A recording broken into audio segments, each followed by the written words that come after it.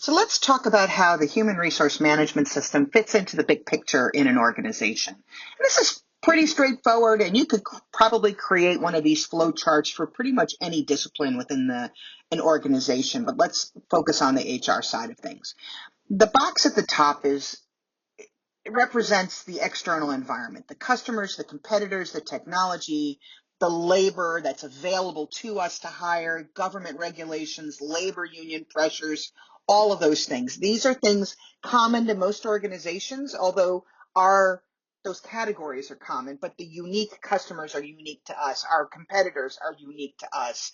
The labor force that we're pulling from, I'm not hiring people in Bangladesh. I'm hiring people in Troy, Illinois. So I am thinking about my labor force very different from somebody else, right? So there are unique ways that many of these categories impact the organization because my external environment is going to differ from my competitor's external environment because we have different resources, different technologies, different things that we're functioning with. So those things are the external environment that impacts us, influences what we do, why we do it, when we do it, et cetera, et cetera. Then we move down to within the organization, the mission, the goals, the strategies, the policies, plans, and programs. And those things are the policies at the top for the organization. What is our mission and vision and our strategy, and how are we going about doing this? And remember, I said before, right? If your HR function is at the C-suite level, you're engaged in developing mission, vision, values, and strategies, right, for the company. HR also takes those larger issues and they fine tune the policies and the plans and the programs based on what the strategic initiatives and the mission and vision of the company are. And so as an HR professional, I am responsible for coming up with certain policies and procedures and processes that we need to utilize to make that work. So that's how that works there. Now, on the left-hand side, you see financial system, sales and marketing, operations. Again, if you were to double click on any one of those boxes, you would open up this HR system, something like this HR system here. Now, as we dive into the HR system, you see there's a feedback loop. It starts with planning, then the arrow goes to implementation, and then down to outcomes and evaluation. And the feedback loop goes to the top because once we evaluate something, we have to go back to the top and we got to change how we do our planning, how we do our implementation based on what we learned from that outcome and evaluation step in the process. So starting at the top with planning, we have human resource planning and forecasting. We will be talking about forecasting.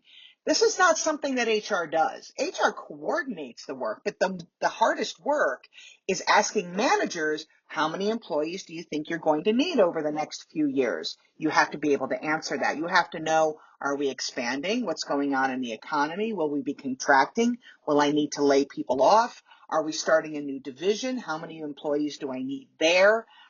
So you will be given the primary responsibility of predicting how many employees we need and why. And that information then goes back to the HR department, and they compile it and they put that plan together based on feedback from managers, how to do that. Other aspects that they have to engage in is creating and designing jobs. We do this by designing jobs to be enriched or whether or not they're going to work on teams, those sorts of things. And then the job analysis is really getting at what skills and abilities do people need to perform those essential functions of those jobs.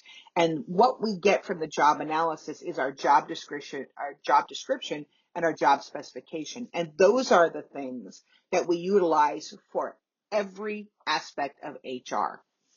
We have to, in order for us to do proper recruiting, we need to know what skills people need to have in order to do the job. So, because that's what we have to do to advertise. If we want to select the right people, we need to make sure we're doing assessments that assess the skills and abilities needed to do the job. Doing performance appraisals, well, we need to know what people have to do in order to do their job well, in order to assess them. That's the job descriptions. Discipline is about policies primarily, because if you violate a policy, then you get disciplined. If you're a poor performer, you don't get disciplined, but if you violate company policies, you do. So we'll talk a little bit more about that when we talk about performance management. You want to do training and development and career management? Well, you need to know what skills people need to do a particular job, and then what skills they need to be able to move up in their career. So how do we develop them? And with labor unions, part of our collective bargaining is to negotiate jobs, and what jobs look like and what the job categories are and how much they will get paid. Doing compensation is all about the job description as well, because we need to know what skills people utilize for the job and how much those skills are worth to the company to get paid. And of course, what we're doing is we're balancing internal value to the company as well as external value in the marketplace. So if I know I'm working for a company where I could get paid, where I'm paid $50,000 a year, picking a number off the top of my head, but I know the competitor is paying $65,000 a year, then my company is underpaying me. And that puts pressure on me to decide whether or not I want to stay here or leave. And it puts pressure on the company to pay competitive wages. Obviously, if we can't pay competitive wages, there are some strategic things we can do to counterbalance that. But overall, we don't want to be that far behind, right? In terms of our pay line. So we want to make sure we're in alignment externally with other organizations and other places that have the same job title, as well as internally ensuring that we are paying people fairly relative to the value that the organization places on those skills. And the same thing, like I said, with the unionization, we have to pay based on a union collective bargaining, and job descriptions and pay and those sorts of things. Working conditions are all embedded in labor union stuff, and it's all based on job description stuff. So anyway, let me pop back up here really quickly. Job design and job analysis, again, as we talked about, the output is the job description, and then career planning, right? If I want to have a path where I expect people to move up little by little, I need to plan for that. So succession planning comes into play here, because I need to have a plan in place for what happens if my CEO leaves or my CEO dies tomorrow. How am I going to handle that? I need to have a plan for how I'm going to handle growth in the marketing department or growth in the sales department. So we have to have a plan in place for how to make sure we have enough people to do those jobs. And that ties in obviously with the planning and forecasting stuff. Then we go into the implementation, and I've already touched on this a little bit, but once we have our plan in place, then we have to figure out what tools are we going to use to recruit people? What assessment tools will be the most important to use? How are we going to pay people? Are we going to match the market pay line? Are we going to lead the market pay line by paying above the market average, or are we going to lag behind? And it really depends on your company policies, right? If your company is Apple or an innovation-based company, you're going to probably lead the market in terms of what you're paying people. But if you're a company like Walmart, you're competing on price, so you're probably going to lag the average of the marketplace. So we need to know the strategy of the company in order to make a determination what kind of pay we're going to pay people and the kind of benefits we're going to give to people, what's competitive, what's working, what's not working. Performance management includes the performance appraisal, where we evaluate people for how well they do their job. That usually leads to performance changes or training and development changes or compensation and other benefit impact. But we need to make sure we're doing really good job of performance appraisals that are going to provide us with information that people need to be able to do that job well.